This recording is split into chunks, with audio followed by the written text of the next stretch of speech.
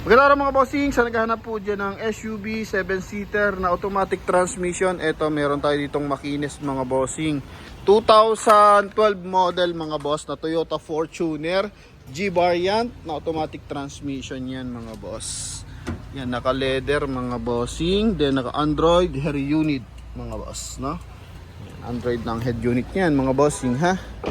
Chrome ang kanyang door handle. Ito mga boss is na-vlog na natin nakaraan. Parang dito may kupas kasi ng bahagya mga boss dahil sa car cover tsaka yung side mirror niya. Hindi kasi nagpo-fold nung nakaraan yan. So ngayon all goods na mga boss.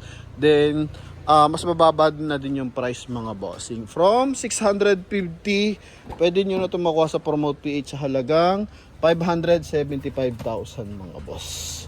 Yan. So ito mga bossing. Ha? Makina na ito mga boss is 2.7 liters na gasoline engine. Naka-automatic climate control yan mga bossing. So discuss natin lahat yan mga boss.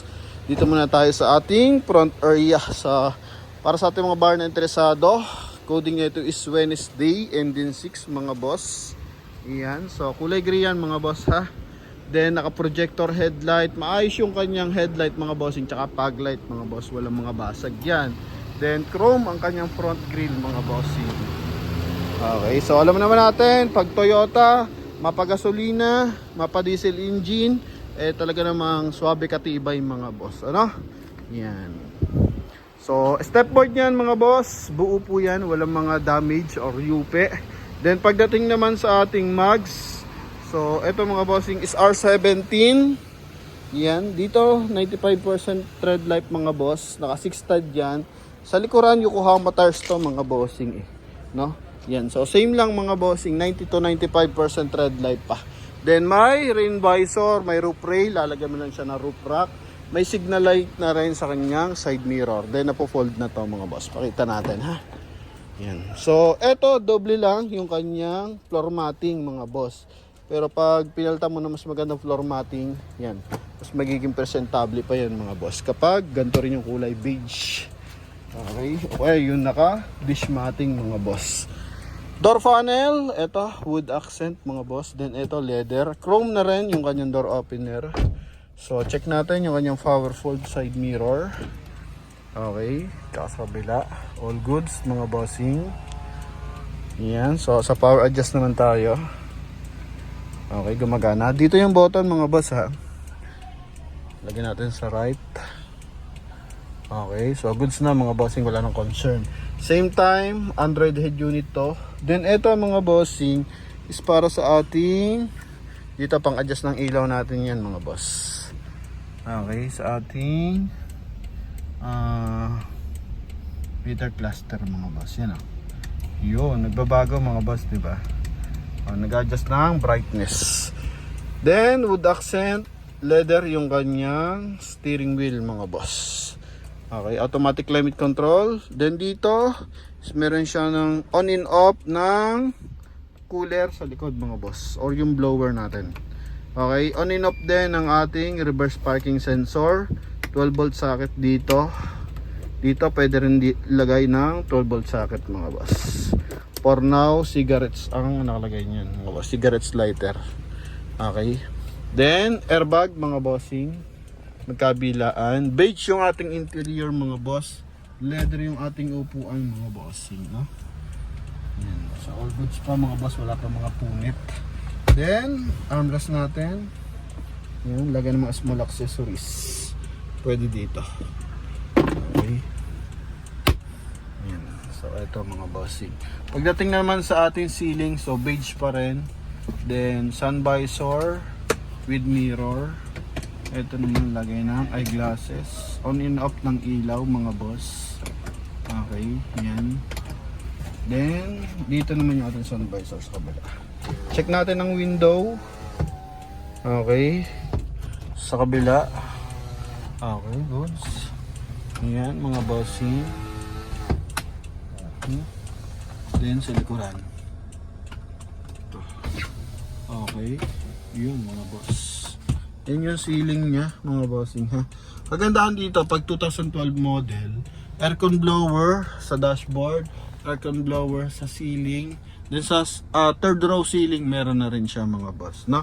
Kasi pag mas mababa model, I think yung mga O8, so hanggang second row lang yung kanyang aircon bed mga boss. Yan. So puntahan natin yung ating second row. Ito mga boss. Okay.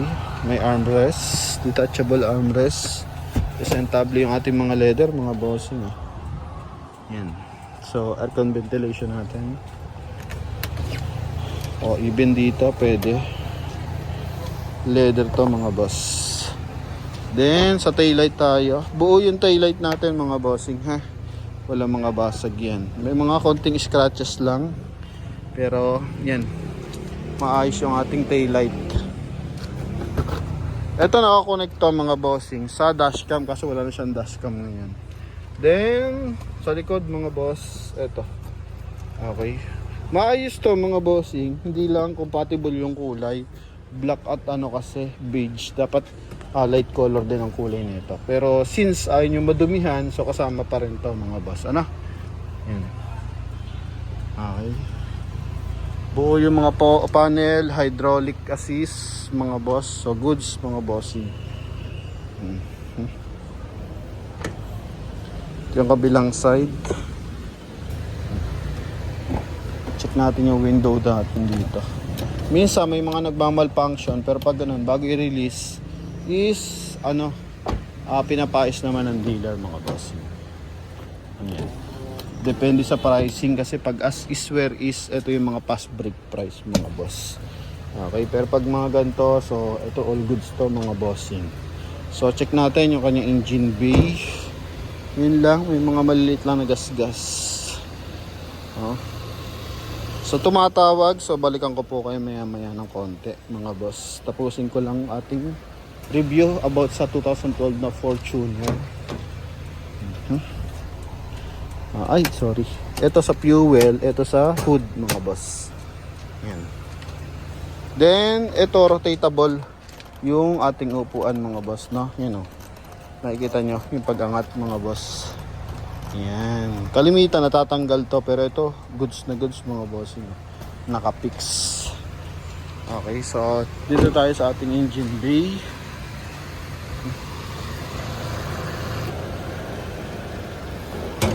May pagka metallic yung kanyang gray mga bossing kasi may mga kumikintab-kintab. Bigat ang hood mga bossing oh. Yan. So buo yung hood natin, walang masilya. Yan, 2.7 liters to na gasoline engine mga boss. Motolite Enduro ang gamit. Walang yupe yung ating mga panel mga boss. And 100% po ito na hindi binaha mga bossing, no? Yan. So sa mga buyer natin nagkaka-interest about Toyota Fortuner, talagang legendary. Ito mga bossing, ha? Sulit na sulit ang ibabayad dyan mga boss, no? Sa halaga 575,000 mga boss, ganyan kagwapo yung makukuha mong unit. Okay. Check lang natin yung busina mga boss. Okay, yun malakas. So in-upgrade na yung kanyang busina na kasi naka-bush na siya mga boss. So yun lang sa mga interesado po sa ating Toyota Fortuner. Ito, ang guluhan pa natin ng isa. Spare tire nito makapal din mga boss oh. Yan oh. Makapal din. And may 2-eye sensor. So kahit dito gumagana, may 2-eye sensor yan mga boss. Okay. So magsisilbing guide yan sa driver mga bossing para maiwasan ang kolisyon. So yun lamang mga bossing sa mga interesado. So tawag na mga boss. Maganda to kasi medyo maulan, medyo laging basa yung kalsada. Huwag naman yung baha. So kahit ganito kataas yung ground clearance, hindi ko pa rin nire-recommend na ilusong nyo sa baha, lalo na kung malalalim. Pero kung mabababaw lang mga boss, mga gutter, eto, advantage mo. Kasi nga, mataas ang ground clearance. Okay, pero yung sasabihin mong hanggang tuhod, okay naman yun. Kaso, hindi naman abot sa makina yun. Yung problem doon, yung mga brakes, kakalawangin yan mga boss. Kaya iwas pa rin tayo. O kung ilulusong nyo man sa mga ganon, hanggang tuhod na baha mga bossing, after nun, palinisan nyo agad yung mga brakes niyan. Okay, kaya hanggat maaari, pahupain nyo na lang yung tubig, ulan. Okay, o kaya yung baha. So yun, Advice ko lang yan mga boss, hoping makatulong. Mileage pala, sorry. Ha? Nalimutan natin. 90,826 ang mileage mga bossing. Sorry mga boss. Okay? So yun lang. Lalo na ngayon maulan ang panahon. Mga rough road area, ito the best to. Kasi nga mataas ang ground clearance. And sa pyesa, Luzon, Visayas, Mindanao mo man to dalhin, goods na goods to mga bossing. Okay? So yun lang mga boss. Thank you very much. God bless. Comment mo naman kung saan lupalop ka ng mundo nanonood. Kung nangangarap ka magka Toyota Fortuner mga boss. Thank you. And bye bye.